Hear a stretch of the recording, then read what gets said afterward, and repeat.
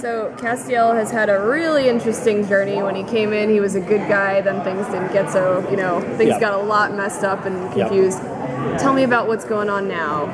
Castiel has gone from good to bad to ugly to God to crazy to human to where he finds himself now, which is a depleted angel.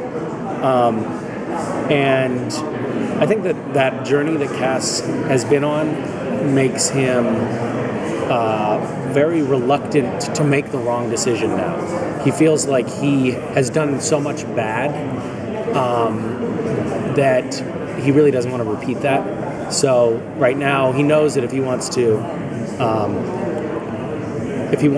regain his grace or regain grace and health, he needs to slit another angel's throat and steal its grace. But he's unwilling to do that because he feels like it's too ethically corrupt. So he's resigned to fading away at this point.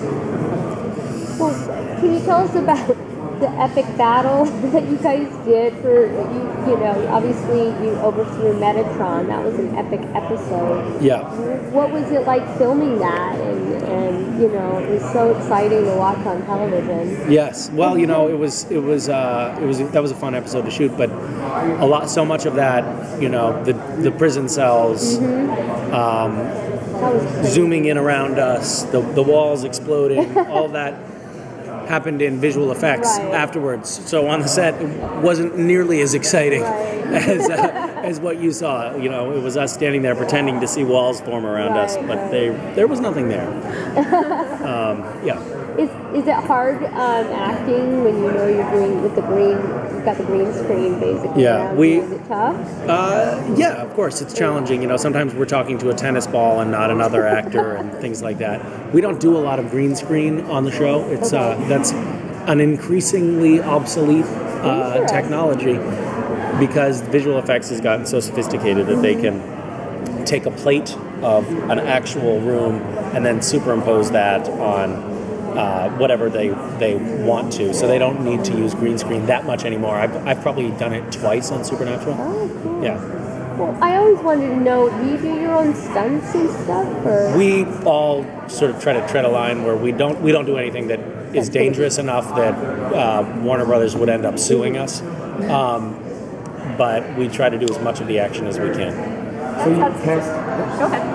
So your character gets some of the best musical moments in the show, like especially in the end. Like you have the Funky Valley song, and you have the Supertramp song before. I was wondering, what did you find out about that? And how do those come about? And kind of how do you feel about them when you see them? Well, I feel about the music that's laid in. Yeah, because they're really moving moments, and you always seem to get them and while others don't. That happens in post. Right, so it's not even in the script? No. It's not in the script. It's something that I think a lot of the times is determined by budget. At the end of an episode, once they're in post-production and they have a spot where they want to put in a cool song, they look at how much money they have left in the budget, and if they can afford it, they get a cool song, and if they can't, they don't. If you could pick like a theme song for your character, what would you choose? I don't know. That's a good question. I mean, honestly, probably something like Rachmaninoff's Vespers or something like that. It would be fitting, I think. He's had a great relationship with Meg, but alas. Yeah. Is he going to get a new relationship, or is there any chance we might ever get her back? Meg? Of course, on Supernatural, there's always any chance. But I haven't seen any storylines that include her yet this season. Is he going to get a love interest at least? Human like Mojo like he had this season? There are certain sparks and insinuations that come up early on in the season. So, which...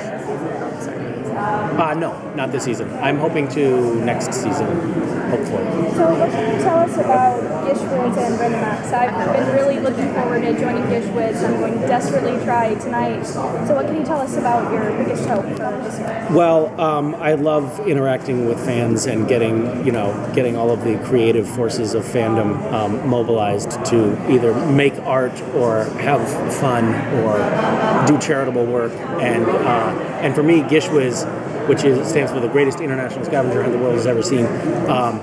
Kind of amalgamates all three of those and gives people a chance to have fun and do charitable stuff and also be creative at the same time. So, yeah, registration closes tonight. So get on it. Get on it. Don't miss out. All right, bye guys.